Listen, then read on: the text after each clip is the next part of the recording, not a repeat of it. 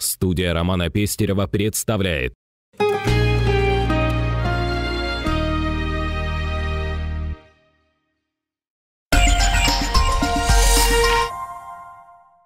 Третьего мая в рамках мероприятия «Инвестиционная среда» в Саха-театре состоялась встреча представителей театрального искусства. Темой для встречи послужили вопросы развития и монетизации театральной деятельности. В ходе беседы были выявлены существующие задачи и возможные пути их решения. Говорили о том, как можно монетизировать театр, как коммерциализировать. И все-таки театр должен быть искусством, как искусство, или все-таки мы имеем возможность его сделать более самоокупаемым. Нам было интересно пообщаться, послушать их идеи.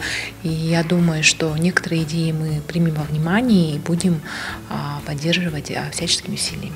Также участники мероприятия отметили о необходимости проведения такого рода неформальных встреч, благодаря которым происходят открытые диалоги и обсуждаются насущные проблемы. Думаю, что такие диалоги они помогают только осуществлять на высоком, на хорошем уровне и театральную деятельность, и в целом, и предпринимательскую деятельность развивать в театрах.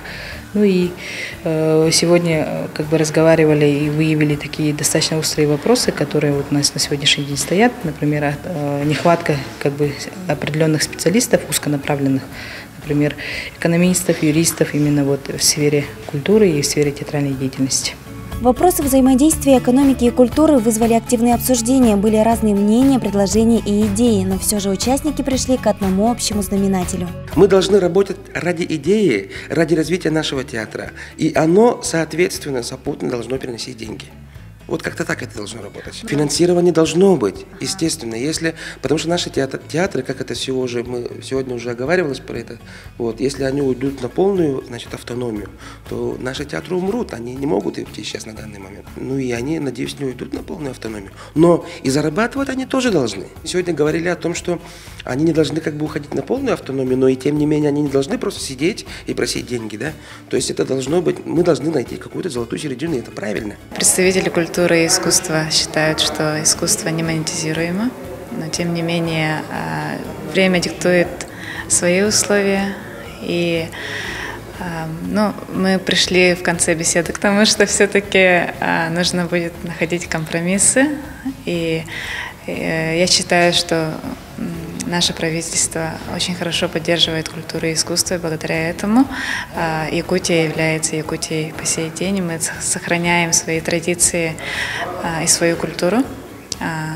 Но тем не менее, конечно, мы идем в ногу со временем и стараемся находить новые методы общения с народом. И надеемся развивать культуру и в то же время быть коммерчески выгодными.